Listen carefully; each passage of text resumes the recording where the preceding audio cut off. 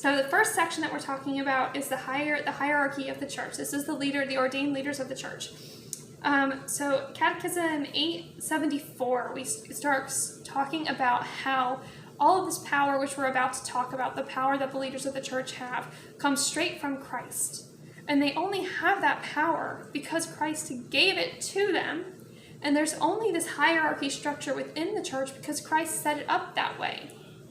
Christ came, he picked a core group of apostles to be the main ones that he was giving his teaching directly to. And Christ appointed leaders for us because we need leaders. It is too easy for us. Each human has limited knowledge. Because of that diversity, we all have different strengths. We all have different areas that we're more able to understand. We're not born with innate knowledge about everything.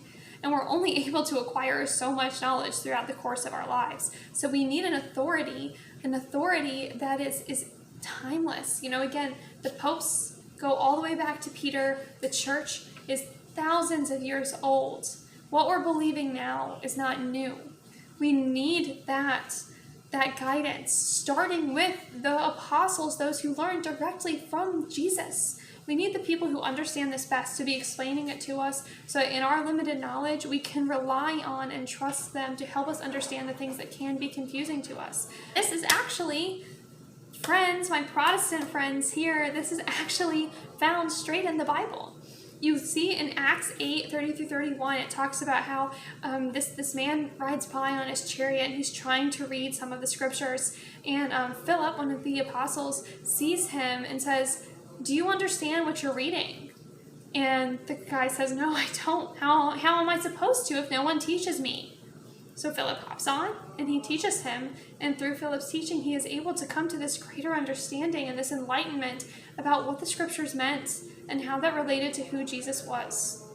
This is what the church is for us. It's Philip jumping on our chariots as we're going through life to show us what these teachings mean so we can appreciate their truth, and their truth can change our lives. So this is so important. This is why we need that teacher. The leaders of the church are an Episcopal college. The Pope is the head of that. Now, what does Episcopal college mean? Episcopal literally just means of bishops, a government of bishops. And so the Pope is kind of an archbishop. He's a cardinal. So you have, basically you have priests. And then from there you have bishops. And you have kind of just different levels of bishop. But like at their kind of core, they're a type of a bishop, like a different level of a bishop. So you have the Episcopal College, which is the government of bishops, and the Pope is the head. Again, the Pope references back to Peter. We have a direct line. Pope Francis, today's Pope, if you're watching this way in the future and there's a different Pope, whoever your Pope is, he can trace his papal lineage all the way back to Peter. And this is the important unity in the church that sets us apart and which plays an extremely important role in making sure that the faithful understand what they're supposed to believe. Not because each pope comes up and tells everybody to believe different things. That's another important thing that we talk about here. But because the popes help the faithful to understand the church's teachings. The teachings of the church are not changing. But we need the help of a leader to keep us unified and to help us to understand these things. I'll link a video in the Supplemental Resources Guide about this, that's often a question about, didn't Paul question Peter? And that's kind of a great biblical example that you can have a discussion about why the Pope may be deciding to do something without disagreeing and without splitting off. Paul didn't go from there and on and start his own church. They remained unified, but they could still have that discussion. Again, there's a video in the Supplemental Resources Guide right now about how to disagree with the Pope, and I would highly recommend that video for understanding. You might want to watch it if you're angry at the Pope right now. You may want to go watch that video and then watch this video again, because you may be more open-minded to hear what the Catechism has to say about the role of the Pope and the bishops after you've watched that video. So, with that disclaimer out there, we're going to dive in and talk about Pope. Pope starts with Peter. He is our sign of unity. He is that ultimate teacher who everybody can go back to, but he doesn't rely on himself. He then looks up to God, to the Holy Spirit, for guidance, and he confers with the Episcopal College, all of the bishops and all of those, and through prayer and careful thought, they come to decisions about big teachings. So you have the Pope. Pope goes down to the bishops. Again, that's that college. They have no authority without Peter. They need to always be looking back to Peter to get that final authority. And then within the bishops, you have this great diversity, and the Pope is supposed to be looking to them again. So it goes both ways. But you need that final head. You need that final say. And the diversity, then you have the bishops, and the bishops' diversity is a reflection, again, of the diversity of the church. You have bishops all around the world internationally who have different gifts, different strengths, and that is, again, a reflection of the great diversity of the church and God's great creative nature and how we all reflect Him in different ways. And then, so you have the Pope, the head, our sign of unity. You have the bishops who get their authority from the Pope, but also work, that they help to advise the Pope and things of that nature. And then you have the bishops. The bishops act as that sign of unity for their parishes. And they are there to care for their parishes. They are especially supposed to care for the poor, for the persecuted within their churches, and for the missionaries as they come through their areas to be able to aid the most important task of the church, which is to bring as many souls to Christ as possible. So if there are poor, persecuted, or missionaries within their parishes as the sign of, kind of the local sign of unity, it is their job to be especially enthusiastic in their care of them. Now, each bishop will have, different ministries he may focus on more, but in general, they're supposed to care for their localized flocks and parishes, especially for those who need it the most in those areas. So, what exactly is the job of bishops? We just talked about how they have to take care of the people, but the Catechism then goes on to get a little more specific. Catechism reference 888 says, bishops with priests as co-workers have as their first task to preach the gospel of God to all men in keeping with the Lord's command. Again, none of this says that bishops are supposed to kind of come up with their own bright ideas and then go do whatever they want.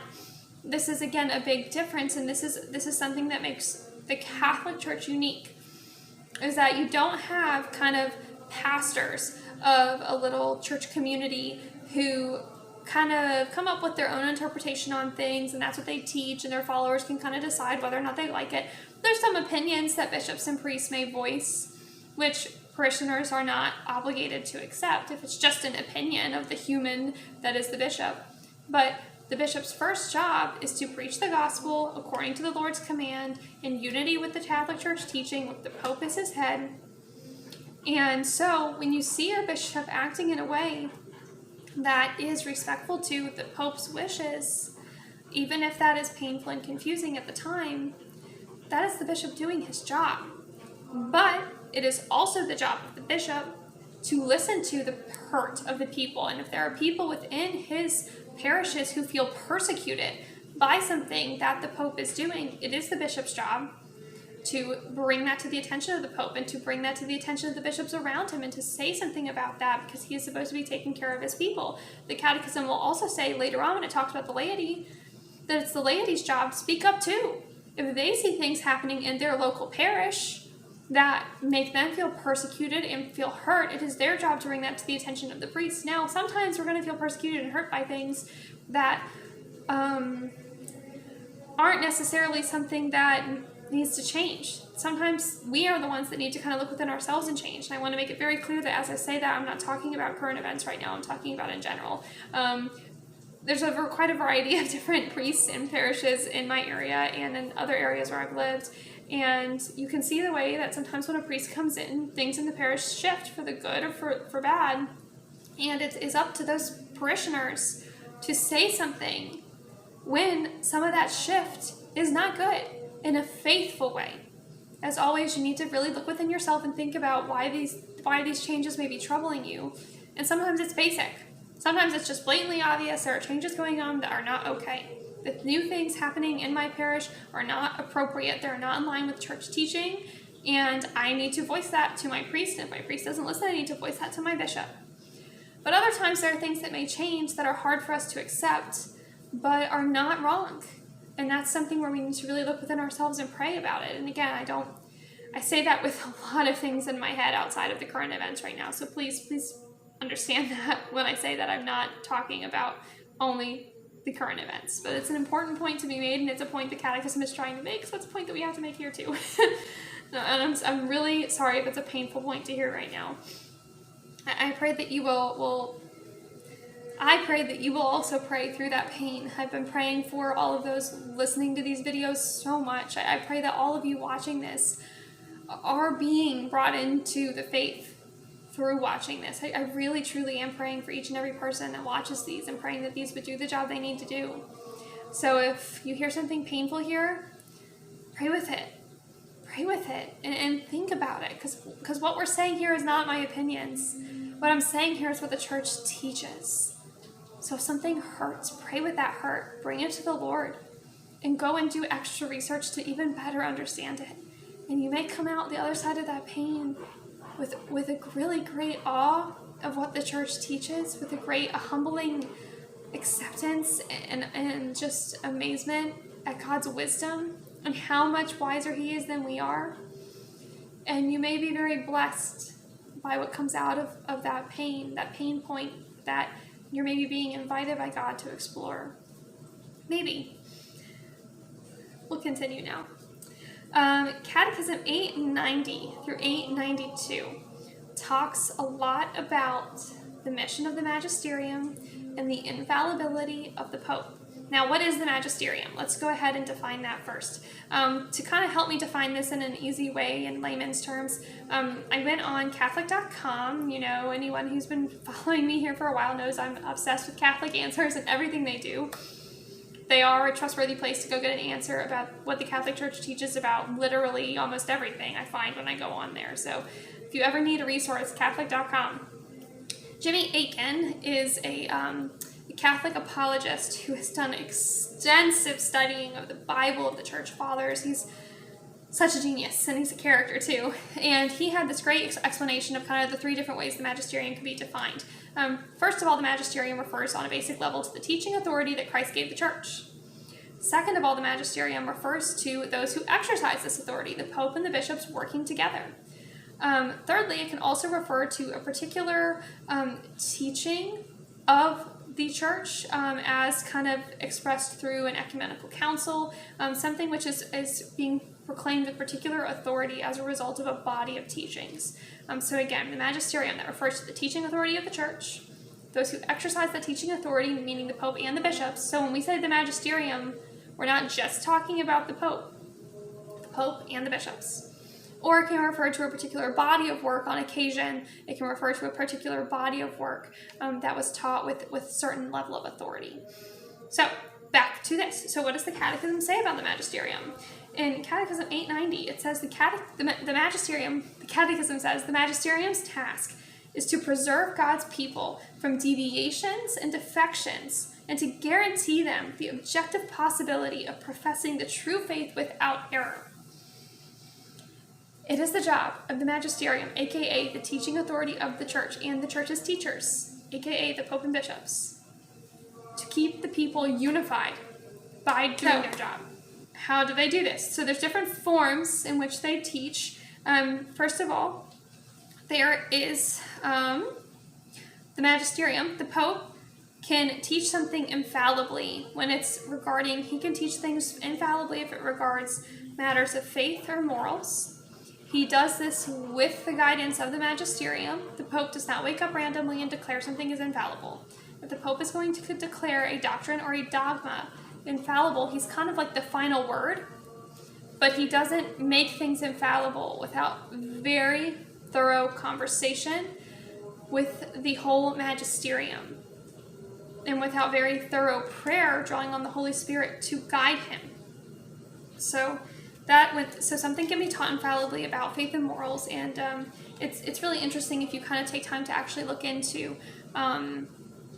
It's extremely rare that you hear anything new, because there aren't any new revelations. There's just deepening understanding of the body of revelation, which is something we talked about in an earlier video. So you're not going to hear, it's been a very long time, and you're not really going to hear like new declarations, hardly ever, because it's very rare that it happens. Now, are there new takes on existing teachings? Are there new angles in which to look at things? Of course, people can write forever about the mysteries of the faith. That's a big theme in what we've been talking about here. But that's why when you hear that, like, the Pope said this, the Pope said that, don't immediately think, oh no, does that mean I have to do it? Now, the Catechism does follow up what it says there about what is infallible by saying, encouraging that sometimes the Pope and the bishops will teach things that are not infallible, but are strongly recommended. And the Catechism says, as Catholics, you should respect that. You should listen to what the Pope is saying he would prefer or strongly encourage the people of God to do. And we should respect that and follow that whenever possible. Now, whenever you feel like it, if you truly in your core feel a conflict of conscience, then talk to your priest about it. Do more research about it. Learn about it more. I heard them talking on Catholic radio about how kind of back in the day, before the internet and everything was so accessible, when the Pope would kind of come out with a bigger teaching or declaration about something, it wouldn't be uncommon for parishes to host a little community meeting so that the priest would have the opportunity and some of the educated lay people would have an opportunity to explain what the Pope means and what that means for us. But now when we hear something, we get our hands on it almost too quickly, and we read a bunch of different levels of educated people talking about it. When I say educated, I mean educated in the faith, in the background of the faith. I don't just mean educated in general. And maybe that's part of the problem, is that, first of all, the news takes things and runs with it. We as a culture right now are very reactionary. So we hear a couple things that make us mad, and we just give into our emotions about it and we blow up. And if we take time to really look and learn and listen and wait to hear the opinions of those who really have studied these things well, we may be surprised, first of all, that it doesn't necessarily have to have as big of an impact on us as we think.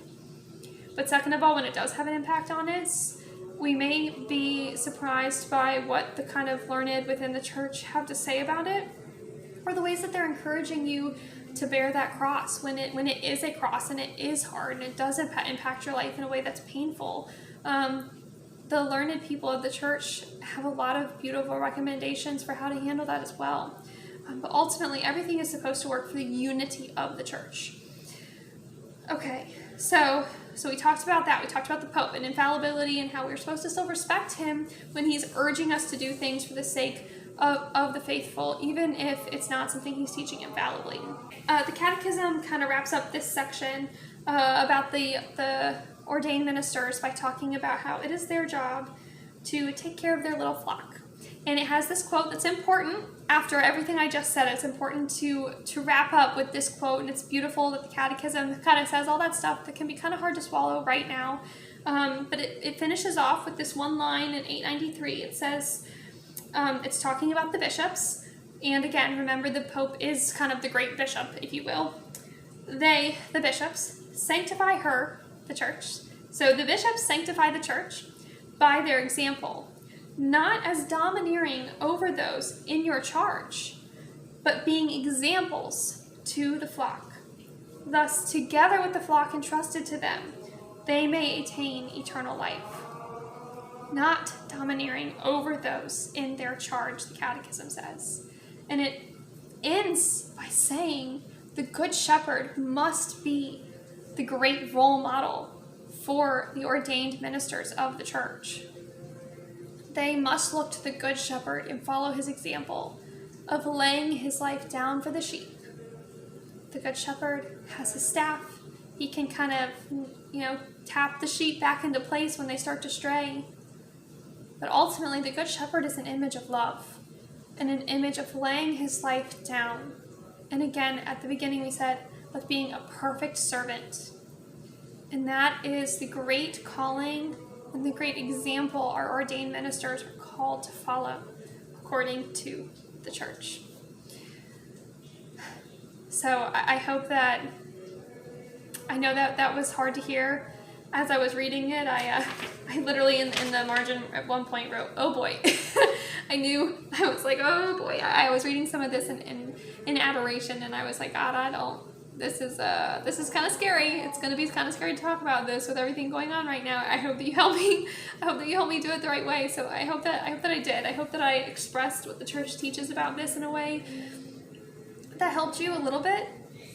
I hope you will pray about it. I prayed about it, and I'm going to continue praying about it, researching it. This is a never-ending journey that we're on, learning about our faith. And I will try to put some more videos in the links as well. Briefly, before we go next, we're talking about the lay people's role in the church. Before we start to talk about that, I wanted to briefly recommend here a couple books that can really help, especially cradle Catholics, understand why the teaching authority of the church is so important. These are two different books written by two former Protestants who converted into the church and became great apologists and defenders of the church. And they go into very great depth in explaining why the authoritative teaching of the church and that ordained ministers, this authority in the church's hierarchy, was something they came to appreciate the importance of so much in their process of conversion. Those two books I want to recommend are Stephen Ray's Crossing the Tiber.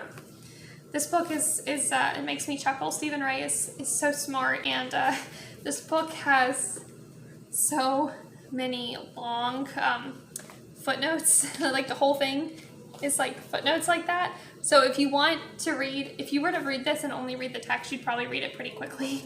So if you just wanted a quick appreciation of his journey into the church, the subtitle is Evangelical Protestants Discover the Historic Church. You could read it actually pretty quickly if you skip the subtitles, but if you have got a mind full of hurt and questions right now about why to listen to the church, this is a really good one. The second book I'm going to recommend here is Mark Shays By What Authority? An Evangelical Discovers Catholic Tradition. And this is a little short book here. It's very intelligent, but it's a faster read than Crossing the Tiber, just because it doesn't quite have the wealth of footnotes in it.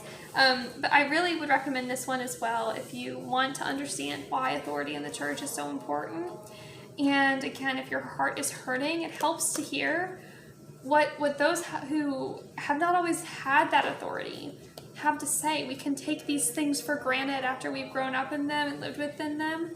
And when you take things for granted, it can be easy to start to get angry at them because you forget what a gift they are. So I would highly recommend those two books by former Protestants who have a very great appreciation for the authority in the church now. Moving on, we're now going to talk about the role of lay people.